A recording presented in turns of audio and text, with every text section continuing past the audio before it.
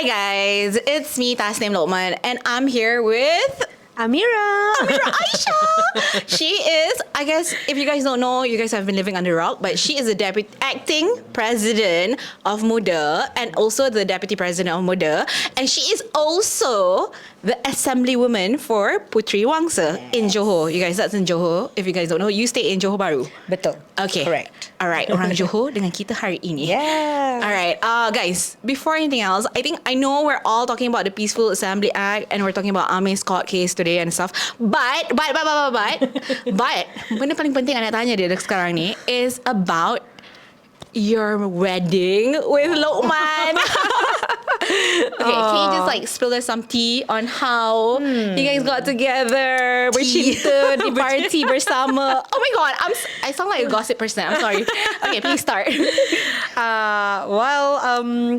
We've known each other actually. I've known him since I was 15 years old. 15? Because we were both debaters. Okay. And then I had I was in a tournament when he was 17, and I developed a schoolgirl crush. Oh my god, cute. But he didn't notice or recognize me. And then we were in university together, but nothing really happened. And then when we started working together, I think that was when we realized that our vibes match and we have a lot of similarities and we enjoyed spending time together.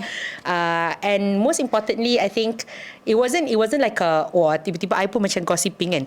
It wasn't like heart dropping, like wow, I 100% fell in love kind of thing. It's more of like slow, steady, slow burn, very very warm, nice. Rather than like electric shock, you know. So how old is he? Like I'm sorry I don't know Lokman's age, guys, but like generally like when you had a crush on him, like was he like a senior ke macam mana? Yeah, we had there was a debate competition. I was 15, he was 17. So we were masih di sekolah bersama. Masih di sekolah. But I was from a different school. He was from MRSM. So we had a tournament, and then my school was severely defeated. It's okay. He's an amazing debater. So I more to like admired him. So even when I went into university, we went to the same university. Saddiq went to the same university. Oh my god, as well. Are you UIA? Yeah, we're all alumni. I call. Okay, I Benno. So Dia dah theater, Benno. Yeah, unfortunately. Yes, I am. I proudly am. Okay. Yeah, so then I still recognize him and I still admire his debate skills, etc., etc. But as I mentioned, nothing serious happened until we were working together. Okay. Yeah, and then when he resigned from the party was when we decided that we do not want to both be in a leadership position if we are to get married. And so, he resigned from the party leadership position, and that's when we decided to take the next step. Didn't he resign because he said he promised if he didn't win? So was that he just resigned? an excuse? No, he resigned, and that's when we decided, it's time to take the next step it's into like this fate relationship. showing the path. Kind of. Anugerah Tuhan. Alhamdulillah. So like now it's almost 1 year, almost 1 year dah. Tanya, terima kasih. handling a marriage is not easy, especially in a leadership position. And also partly you are the people's rap kan? People's rap, Yeah, actually, okay, I've always wanted to ask this. How is it as a politician, also having a husband and trying to juggle marriage and stuff? Like, how is it for you? Well, I think for myself, because I don't have kids yet, so it's still not that difficult in comparison to those who have kids, who have to go through pregnancy, who have to go through childbirth. I think they've had a much tougher time. But I'm also really, really grateful that Lokman himself is a very understanding man. He knows what the job entails. He knows what kind of things that I have to do as the people's representative. He knows that I have to be in Puteri Wangsa a lot and not in Kuala Lumpur with him. So there's a huge mutual respect and understanding of each other's work. And he is until today still my biggest supporter. And I mean, he was my campaign manager when I was contesting. So he sort of gave me the win. So all that accumulated, I think, especially as women in this kind of position, it's so important to find a partner who's willing to let you shine without feeling like their ego is challenged, and that's a huge thing in a society like us, lah. You're just like spitting out facts, Yeah. man. Like we can see that in a lot of examples. Like I'm not gonna name names. Yeah. But like politically ada. Yeah, you don't want, you don't want someone who dims your shine, Betul. So you want someone who allows you to be out there. Yeah. And like, how do you feel finding the right guy? Because I know a lot of women are having a hard time finding the right guy who supports them 100% and understands them 100%. I think definitely, as I mentioned, like, the fact that we started off as friends, as really good friends, so that we already know each other, and we've worked together. So, I mean, if you've been able to sort of like work together, that's already a huge challenge. Betul. He's seen me at my worst even before we became romantically involved, because he's seen me in party meetings, he's seen me during preparation of protests and all those kind of things. And so I think finding somebody who can understand you and can compliment you is something that is really, really important, to not be carried away by like excitement of like the sometimes there's this like macam temporary butterflies in the stomach kind of thing. To not be carried away by that, but understand what do you need in your life, and how can your partner help you to go through with that, and also how you can help your partner with what he wants in his life. It sounds like a typical marriage, but extra. And someone who can like, I think you jangan buka Twitter dulu kot, sebab sebab hari ni macam banyak attack. It's like, you need to calm down first and be mentally prepared to go online. Oh my God, that must be so stressful. But he makes it a lot easier. Okay. So yeah. Okay, nice. So like, nak rahsia satu benda je, you suka masak apa? I actually really enjoy cooking. Cooking is my love language.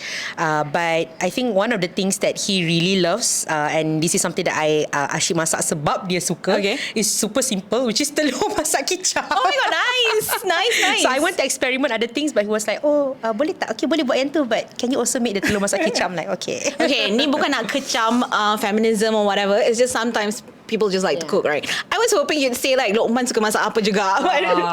Well, Luqman suka masak nasi lemak. Tapi nice, that's hard. Yeah, but when I'm around, I like to cook. I personally enjoy cooking, and I feel that that's an unwind moment for me. Yeah, I agree. Yeah. I definitely agree. Yeah, to each their own, Yeah. Kalau tak suka masak pun tak apa. It's okay. I grew up with people not liking cooking, so it's fine. Yeah, it's fine. But cooking is like a therapy in a way. Betul. I hate cleaning up. Yeah, oh my God. So he does that. I hate doing laundry. He does that. Blessed. Yeah, I just like cooking. Nice. Yeah, actually, cooking is like your experiment, Yeah. Okay, so thank you so much for giving an insight on your life, kan? So let's go head on. Like today, pagi tadi, Amir Abdul Hadi was in court. Yeah. Peaceful Assembly Act. Yeah. What happened? Okay, you know what? Like, I somewhat understand, but it's super detailed because there's like parts of it and stuff, and what caused it, and blah blah blah blah. And I'm pretty sure a lot of people want to understand it in in their own language as well. Yeah. Untuk orang muda, especially. Pun intended. Okay, please go ahead and explain. Well, actually, the case originated from a protest that was done when Amir was still the Secretary General of Muda, and it was done with Muda together. It was a protest called Mana Kapal LCS. So if you guys remember the protest, it was to question the government of what happens to the 9 billion ringgit cost of literal combat ship that was supposed to be delivered, but that only satu kapal siap and the rest kapal tak siap. Betul. So the question that we asked is Mana Kapal LCS. So the protest was done in front of Sogo, and then after that, 2 people were actually charged for the protest, and that was Amir Hadi and also Mandip Singh. Mandip Singh. And these 2 people were charged for organizing the protest. So already from the beginning, we were really angry with the charge itself, because we were there peacefully assembling and questioning about Kapal LCS. And this is not a small issue. This is about billions of ringgits of people's money. Yeah. But it's quite equivalent because it's about country security. Yes, right? It's about exactly. country security because you're saying that this LCS is supposed to protect the country, but it's not there. But no kinds of investigation has been done towards the people that we questioned. But then charges were being made against Amir and Mandip, who questioned the kapal LCS. So that's number one. Number two, when he was being charged, it was charged under a Peaceful Assembly Act ataupun dalam bahasa Melayu Akta Perhimpunan Aman, specifically under this Section 9, where Section 9 ni dia menyatakan bahawa so if you want to organise a protest, you have to submit a notice at least 5 days before the protest was being done. And so that was the charge that was made against him. But a couple of things happened that we were really unhappy. Number one was the fact that the actual perpetrators of kapal LCS were not being questioned. One of them that we questioned during the protest is already the Deputy Prime Minister today. So that's one. Number two is that in the midst of the charges, the charge against Mandip was dropped. Okay. After Pakatan Harapan got into power, Mandip is from DAP and the charge against him was dropped. I fully agreed that the charge has to be dropped because I think that the Peaceful Assembly Act itself is an affront towards our right to assemble under Federal Constitution. But the question was that why is it that the charge against Mandip was dropped but the charge against Amir was not dropped? Okay. So when the case wasn't dropped, then Amir himself made an dalam mahkamah ni kita boleh buat macam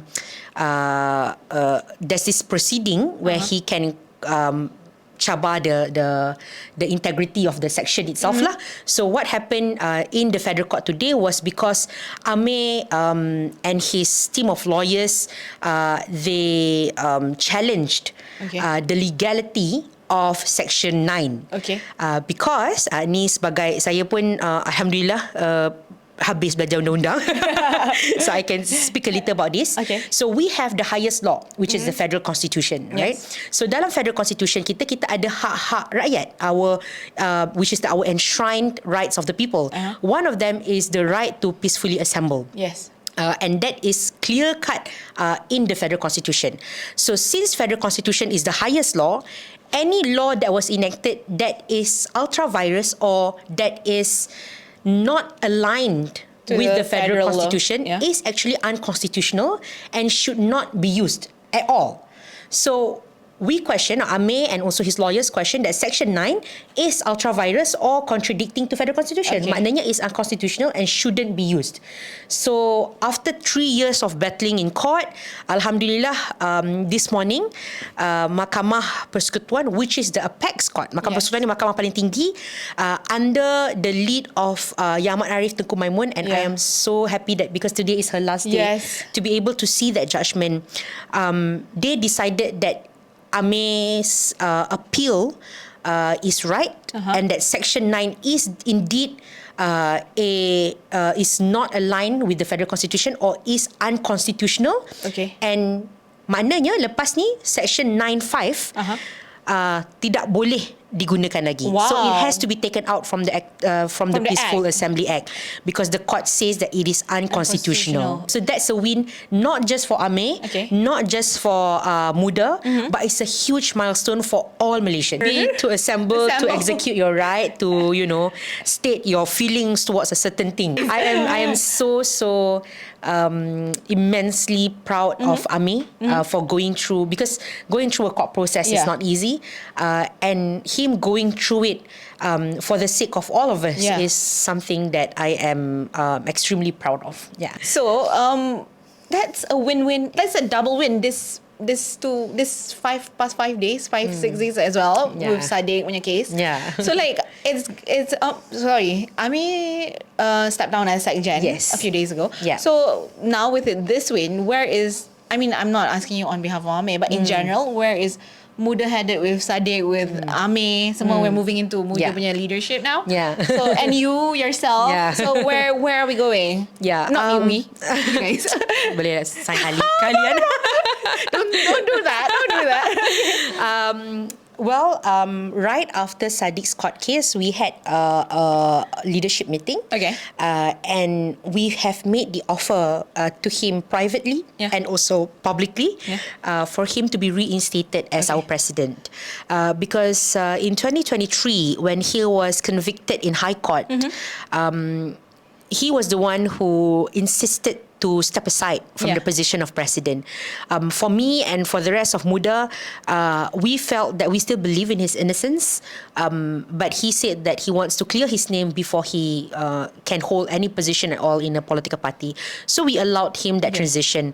And that is also the reason why at that point, they wanted me to immediately assume the position of president. But I mentioned that because he just wants to step aside and clear his name, we shouldn't replace the position of president. So after he won his court case, I made the offer to him. We've all made the offer, and the whole party, especially the leadership, we've stated the reasons as to why we still believe in him and why we still need him as the party president. And we are now allowing Saddiq some time because he requested for some time to think about the offer, and that he wants some downtime. I can 100% empathize that this has been a very tough time for him for the past 5 years, not just for him, but for his family members. And he needs time to think about that offer. So we're giving him that time. But however, Muda continues as usual. Definitely we would love, and we're definitely going to be stronger with Saddiq as the president, but Muda is not short of any talented individuals. We have a lot of amazing people in our party, and I'm sure that regardless of whatever's transition, Saddiq coming back as president or wanting to wait for party election, and the transition from Amir to Aini as Secretary General, none of that will really change the direction of the party, because at the end of the day, we've all worked as one team, and the vision for Muda and for Malaysia is still the same. Okay. Yeah. All right. Since you talked about Muda's vision, I want to know, what is Muda's vision and mission now? Because I remember you said like for the past few years, you guys are like sitting back to the drawing board, nak ada, like a direct pathway semua. So what is it now? Yeah. Well, in terms of vision, it's still very clear for us is that what Muda wants to fight for is we upheld the democracy social. That is our ideology of Muda, where what we want is a Malaysia where everyone, regardless of their age, regardless of their gender, regardless of their race, regardless of their religion, will be able to live in a dignified Malaysia where they be able to get freedom, get justice, and also get solidarity.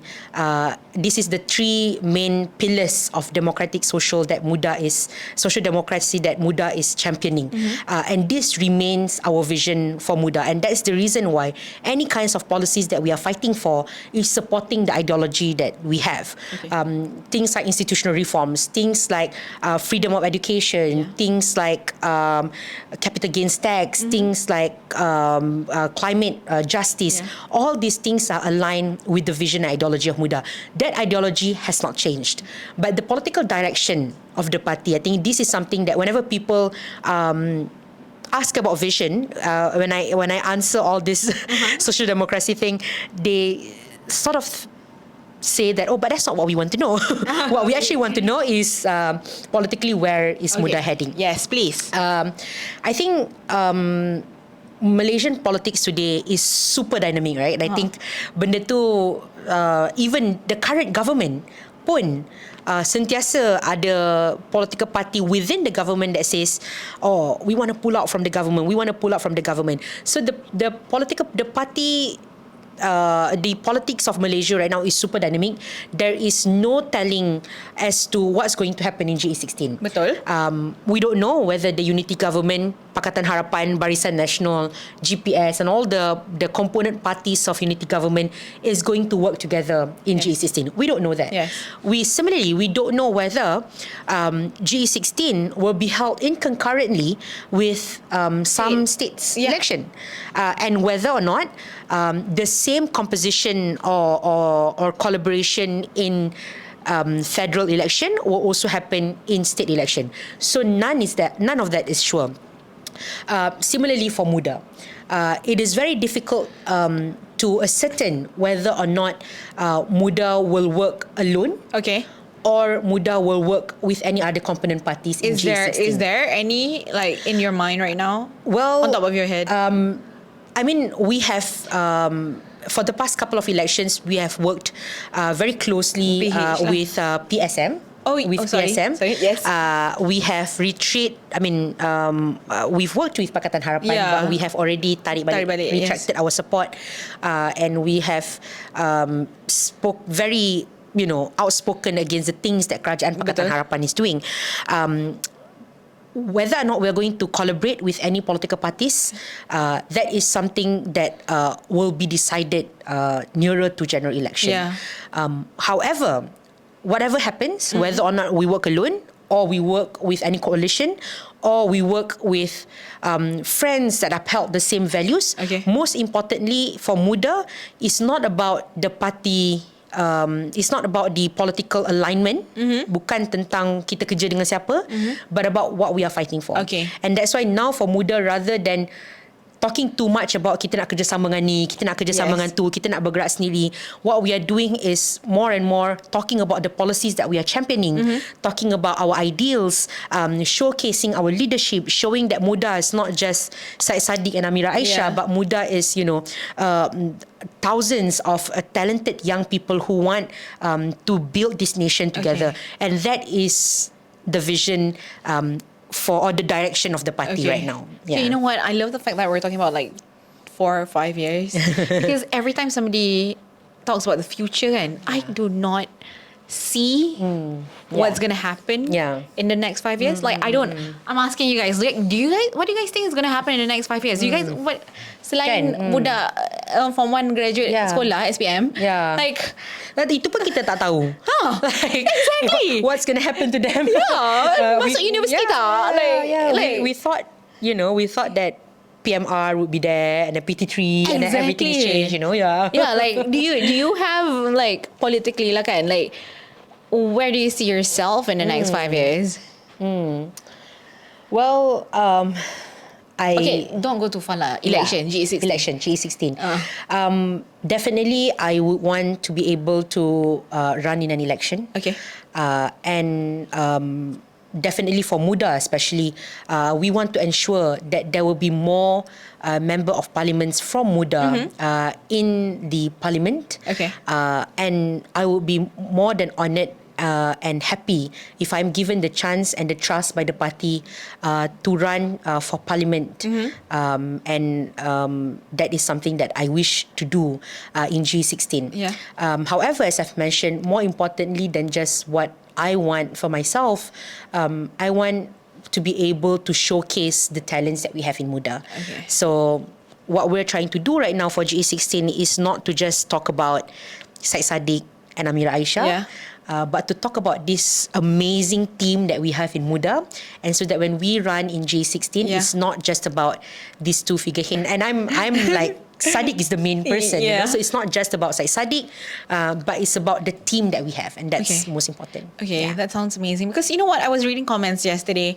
Lepas tu, like, Saddiq was live yesterday, right, at our studio. So macam, like, one person was like, just put more Muda faces and we'll vote for them. Tapi masalahnya, berapa orang? I think, unfortunately, our country has I would say, an outdated electoral system. It's first past the post system. And a lot of CSOs have talked about how this system has to be revisited, because first past the post is really not helpful to any new parties at all. We see kadang-kadang kita tengok in other party election dekat negara luar, and we see, how is this small party able to win certain number of seats? Because they don't have first past the post. They might have a proportionate voting or parallel voting or ranked choice voting. You can vote, or macam recently the most recent famous election would be the New York City Mayor election.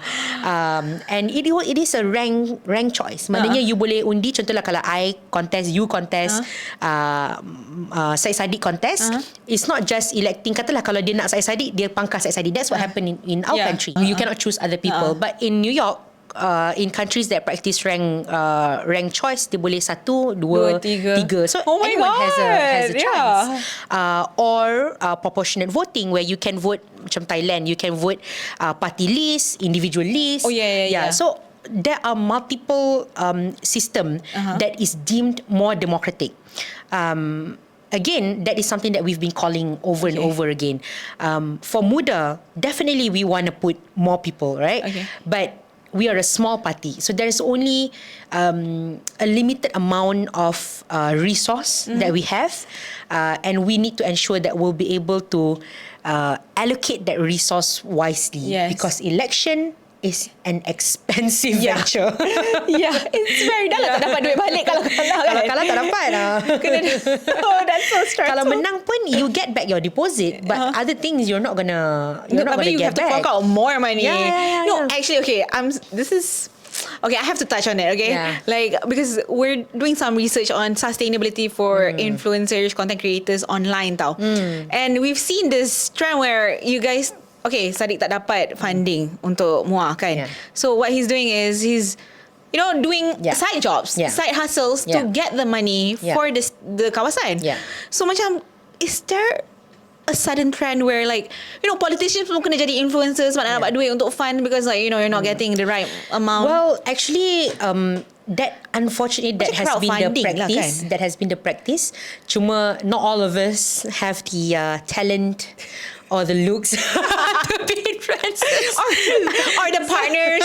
So some politicians, actually many politicians who have been in opposition parties, have to juggle multiple work. Like for myself, I myself have to figure out how to pay my staff beyond the funding that I get. Contohnya dalam kawasan I, Saddiq in MUA, he has 80,000 voters. My constitution, my constituency, I have 120,000 voters. Oh my God, you have more than... Definitely. My state seat is bigger than a lot of parliamentary seat. Oh my God. So that's why we also called for, relook at this constituency redelineation.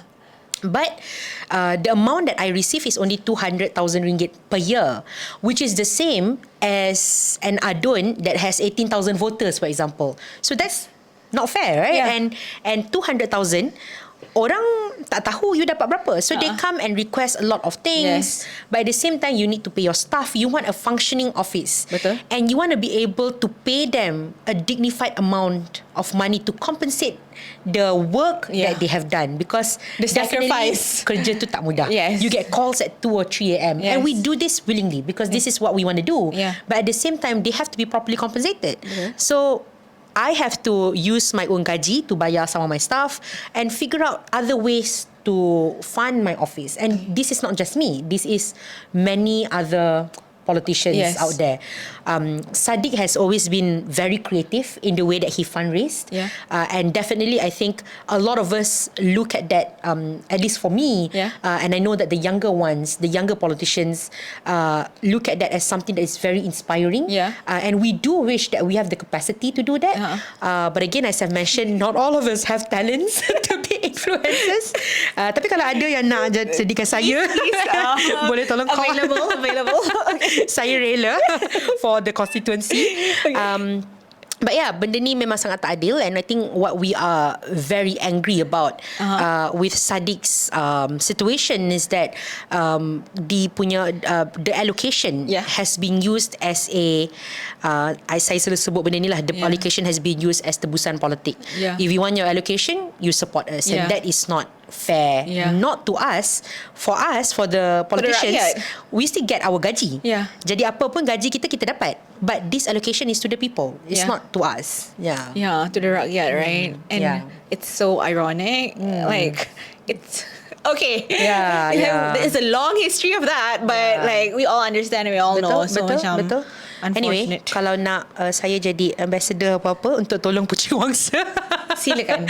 Boleh Silakan. contact. Okay, benda paling penting sekarang, I want to talk to you about Tan Sri Azam Baki, MACC Commissioner. You're being investigated for the protest against him, right? Yes. Is it was specifically on him? Well, the protest was specifically About MACC. about him. About him. Yeah, Okay.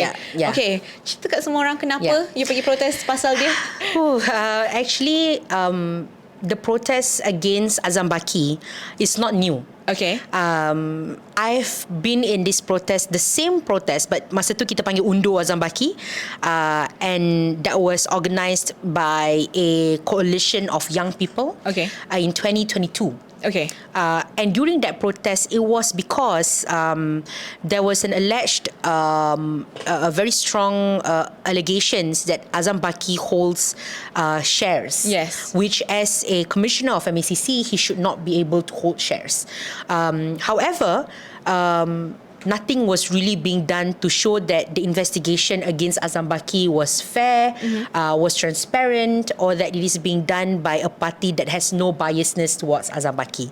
And so it is very unacceptable that the highest body that governs corruption, that fights against corruption, has somebody who has been alleged to be corrupted. Yeah.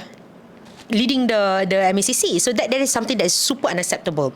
So we've had that protest in 2022. I've been investigated. But the recent protest was organised again by a group of young people, very brave young people who have staged a lot of protests against corruption. Okay. But during that protest, I spoke about a couple of things. Number one, I spoke about how it's not just ironic that Azam Baki has not been properly investigated. It's super ironic the fact that Kerajaan Pakatan Harapan was with us multiple times fighting against Azam Baki when they were in opposition, but now that they are in government, they've renewed Azam Baki's contract twice. Dah 2 kali Azam Baki punya contract renewed. Okay. So that's the first thing that I question. I felt that that's a huge hypocrisy. Yeah. And it's a huge disrespect to the people who voted for you, thinking that you will fight against this. Number one. Number two, I question about adun-adun Sabah. Okay. Because initially they said that they cannot charge this adun because video-video itu ada edited. Okay. So they cannot use that as an evidence. But an unedited versions of the videos have been submitted. Okay. Yes. And at that point of time, they haven't charged any of the adun Sabah anyway. When recently 2 has been charged, but I still feel that that's not enough. And so I question that. And again, I question about the fact that Musa Aman, who has had multiple corruption cases against him, and, you know, people say that he has cleared his name in court, but he hasn't. The only thing that he has received is dismissal not amounting to acquittal by the AGC. So that is not equivalent to clearing your name in court. Bukan fight sampai habis Saddiq lah, basically. Yeah, basically. And Saddiq punya Saddiq is still fighting because there's now an appeal against him. And so I question these 3 things. And so when I was called to the police to be investigated, it was mainly about the Sabah. Things about the adun Sabah and about Musa Aman. Because apparently a report was made was it in Tawau or Papar? Something in Sabah. In Sabah. A report was made in Sabah. But they said, it's okay, I don't have to come to Sabah. They transferred my case to Dang Wangi lah. So I was investigated in Dang Wangi. But my point is this. My point is that there have been multiple protests against Azam Baki and multiple protests about this adun-adun Sabah. Instead of wasting our resources on investigating those who protested, those who questioned, why don't you use that resource to investigate the allegations that have been made? So daripada you gunakan kuasa and duit yang ada to pressure the people who speak out, what you need to do is fight against that corruption and not fight against the people who want to fight corruption. It doesn't make sense. No. Okay. It's great. Thanks for explaining that. So next course of action macam mana? Just tunggu je. Well, I have have cooperated 100% with the police officers. Okay. So now it's just a waiting game lah. Oh, We'll see okay. what's going to happen. I mean, I've been investigated multiple times as well for other protests, and Alhamdulillah, as of now, I have not been charged with any. And hopefully I will not be charged for this one, because I think that if I'm charged for this one, again, this shows a huge hypocrisy of this government. Okay, you're right. Yeah. You're right. Okay, since we're already talking about protesting, kan, I want to just touch a little bit on Liga Mahasiswa Malaysia. Yeah. So they have been very vocal for the past few weeks, I think, for the past few months. Yeah. So even like Wong is there, Mandiri pun ada. Just like get to know, like, is Muda involved with Liga Mahasiswa? We are not directly involved. Okay. They are a group of independent students Okay. who who organize these protests against corruption. But Muda has multiple times support these protests and come and attend their protest. Yeah.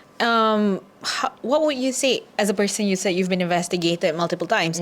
What is your advice for these young people? Because banyak orang dah macam, I think like the pressure is much more because people are so much more critical now on social media. Like semua benda attack, even like budak cakap, lepas tu upload kat video pun extra harassment. Not even just them, their families are harassed.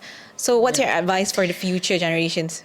First and foremost is my advice to the people of Malaysia who've been attacking these young people. Number one is that you have to understand that this is their right to express their unhappiness to the government, their unhappiness to corruption. It is 100% well within their rights. That's number one. Number two is that you can disagree with what they do, right? That is everyone's right. Whether you agree or you disagree, you can do that. But, be mindful and respectful with the way that you disagree with things. That's number one. Number two. And number three is that to remind everyone, especially Malaysians, that even before independence, protests has been existing in Malaysia even before independence. Yeah.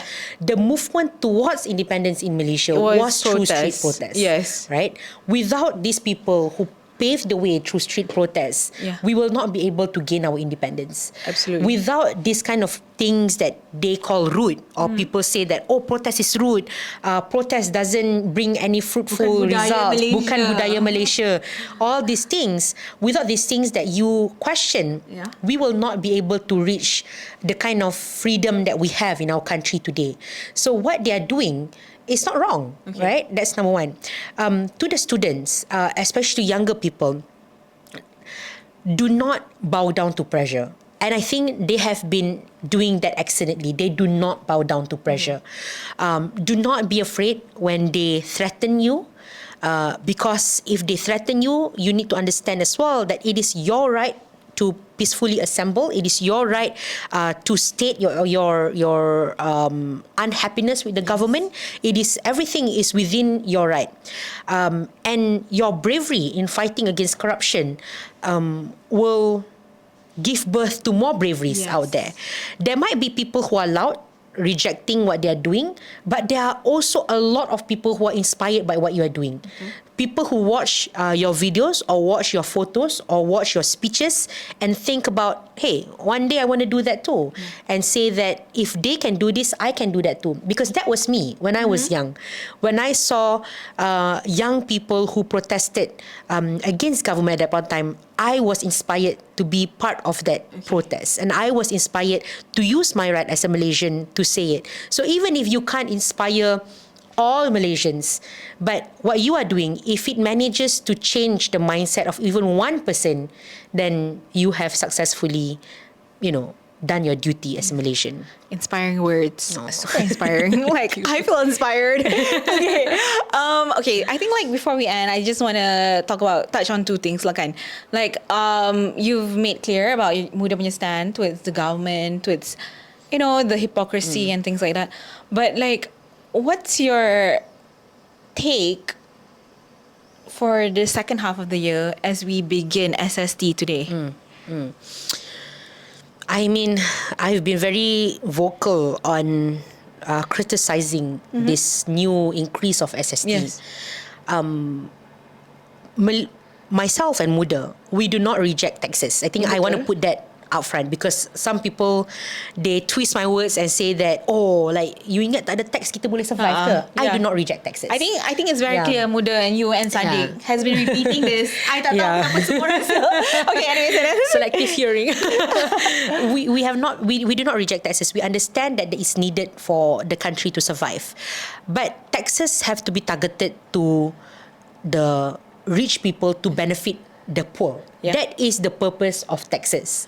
But the introduction of the increase of SST, dia macam, I don't know whether was there any consultation, or was there even any honesty on behalf of the government, or any effort on behalf of the government to look down and to see what the people are actually struggling with. Okay.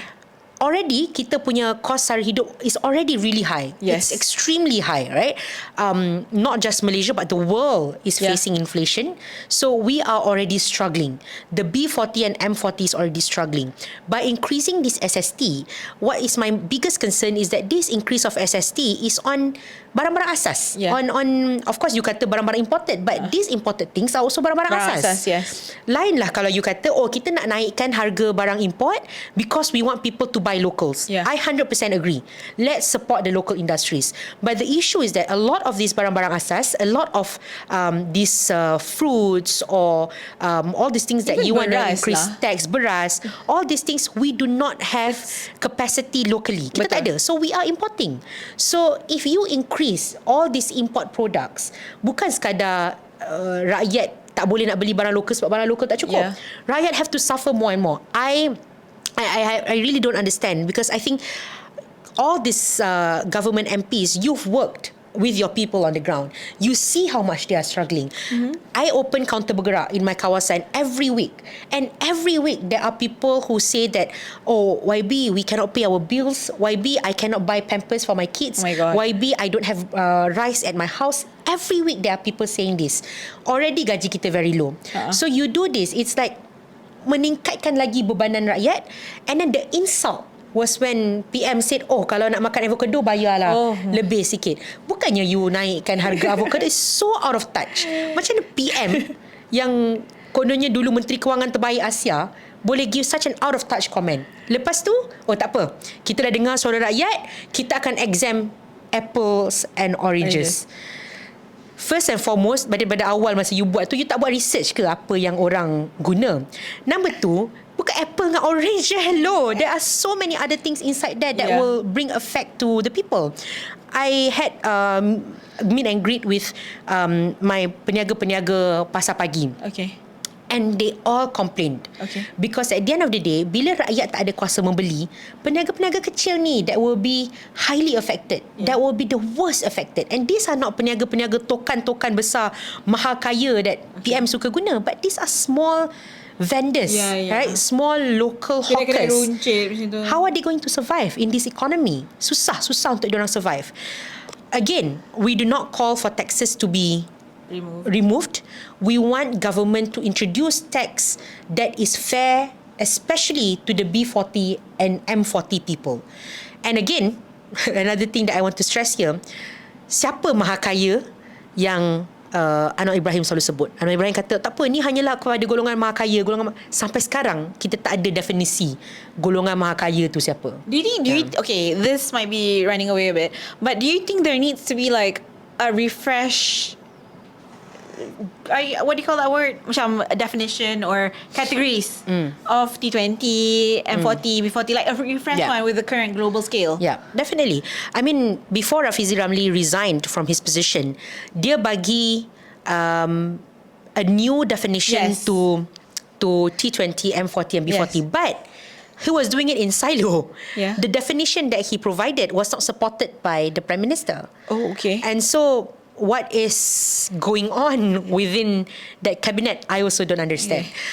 There's definitely need to be a refresh, because I read recently that T1 are those whose income is 13,000 ringgit and above. And it's so sad to think that 13,000 ringgit and above is the top 1% in Malaysia. It's even sadder to imagine that there are 80% of Malaysia, not 80%, 99% of Malaysians are living below 13,000 ringgit a month. I mean, I was raised in kawasan Setinggan. Okay. And when I was growing up, it was already difficult, right? The people around me is already struggling to make ends meet. Okay. And this is kawasan Setinggan in the middle of bandar. So you cannot say, oh, you cocok lah, you bercocok tanam kalau you nak survive. There's no such thing. We aren't able. Tanam. Yeah, we aren't able to do that. Lepas tu nanti ada orang kata, oh, buatlah hidroponik. You rasa orang tu, dia tak boleh nak beli pun makanan untuk hari esok. Dia boleh ke buat hidroponik kat rumah? You know? Like, this kind of orang kata macam out of touch comments lah yang buat orang sangat marah. Yes. Yes. I understand. I understand. No, it's just that one thing. Semalam, they were talking about gaji army. Gaji minimum naik? Bukan gaji minimum. Like gaji... Progressive? Something. I think... No, I can't remember the exact word. But it was like 3,700 or something like that. That was gaji GLC and GLIC. Okay. Gaji pekerja-pekerja 153,000 if I'm not mistaken.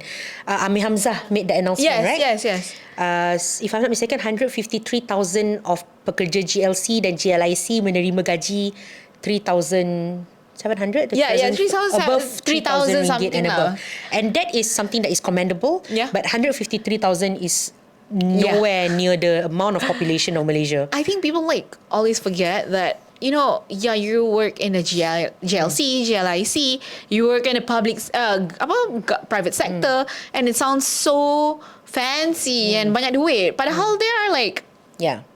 And the KWSP report, EPF report says that for a single person to live dignifiedly in Malaysia, in Kuala Lumpur, they need to earn 2,700 ringgit per month. To pay off their rent, to pay off kereta, or to pay off their transport to commute, to makan. This is a single person.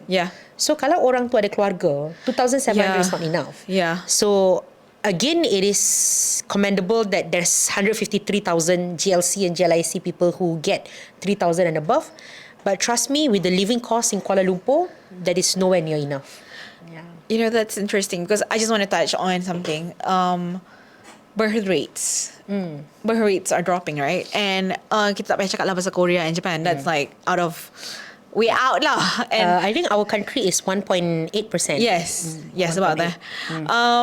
And a lot of people are 1.8 saying... 1.8 per woman, sorry.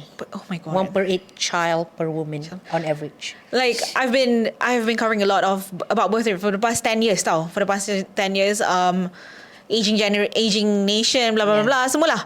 And it comes down back to the fact that, you know, orang nak ada anak pun susah. Sometimes on top of, tak payahlah cakap infertility semua. But to have more than one or two is very, very, very difficult. So macam, like, what's the vision there? What's your take there? Most of my friends my age who are married, they do not want to have kids more than 2. Because even having one is a struggle. Especially when most of our generation lives in KL, kan? Sebab, I mean, this is where you want to get good gaji, right? So most of them live here. You know, I was invited to Qatar last year to speak about fertility and birth rate issues. And on the panel with me were people from the African nations. There were some panelists from the African nations. I think it was from Zimbabwe, because African nations have the best fertility rate. And there was also somebody from Korea. Because they have the worst.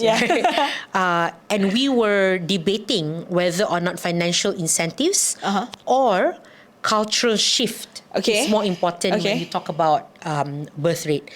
I am of the opinion, and I'm a strong advocate for this, that of course you can talk about culture shift, but even if the culture shifted back to the place, to the days where orang beranak 7, 8, 10 anak, even if the culture shifted there, but if there's no financial support for the parents to have more than 1 or 2 children, we will not be able to do that. Because at the end of the day, we're not just talking about makan, minum baby baru lahir. Yeah. Because the cost is about, okay, lepas tu dia nak pergi sekolah. Dia nak pergi kerja. And that's why a lot of working women have to make the sacrifices of resigning from their job, because it is much cheaper for her to stay at home and do take care of the everything. kids and do everything, rather than dual income dalam family. So it doesn't, I think this is something that we really need to review. Our childcare. We've been advocating for this. Muda has been advocating for this multiple times, to have free childcare, and to have a huge subsidy for kindergartens, because research shown that most Malaysians don't go to kindergartens. Oh wow. We thought that they do, but they don't. So a lot of people, bila dia masuk je darjah 1, they can't read. They can't read, they can't write, they can't count, because they don't have the primary school education. Sebab dia tak mampu nak hantar anak pergi kindergarten. Of course, ada kindergarten yang murah, macam Tabika Kemas. I am a benefactor of Tabika Kemas, because I was eligible to go to Tabika Kemas when I was younger. But it was not everywhere, and you can't tampung all people, right? So tadika is very expensive, and it's very difficult for our generation, especially kita kan millennials. It's very difficult because we are the sandwich generation. Kita kena jaga parents, right? We have to take care of parents, and then we have to take care of our children. So jangan cakap orang biasa. Saya sebagai ahli wakil rakyat, YB, and orang saya rasa YB ni gajinya besar. Orang rasa gaji YB ni besar. Saya sendiri pun ada uncertainty of whether or not I'll be able to provide my kids, my future kids, with a stable living in this economy. Oh my God, that's so scary. Scary, but I feel that we have to take examples from countries who have successfully maintained their good birth rates, like the African nations, for example. But again, what did you learn from the African nations when you were on the panel?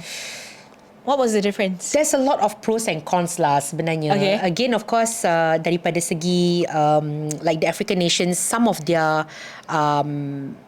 because again it's cultural. For them, culturally, having big family is a show of strength, right? Betul. And so that's why for them, more importantly than financial incentives, is about the cultural shift. So for them, it's a show of strength. And they always mention about, it takes a village to raise a child. And that village, whether you like it or not, that village has to be the government. Betul. The government has to give a proper support for a woman to give birth, for a young couple to have children. For us, contohnya, good elderly care, for example. If we can afford good elderly care for our parents, bukanlah macam orang nanti katakan, YB Amira ni nak pergi.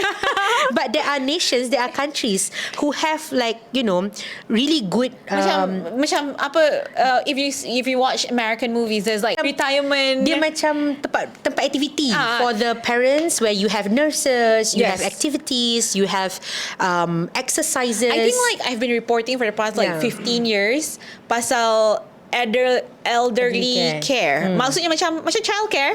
Tapi diorang elderly. So and they go and play games and semua, pasal parents anak diorang ambil diorang balik rumah. And it's actually a lot safer for these elderly parents, because you have the proper care, especially kalau parents tu ada sakit apa-apa, you pergi tempat yang ada proper nurse, ada proper facilities, in comparison to duduk rumah dengan anak perempuan you seorang, yang anak perempuan you kena jaga parents, and dia kena jaga anak kecil dia berkenek-kenek, so it's better to have this strong support structure. But I think the issue is it's so stigmatized.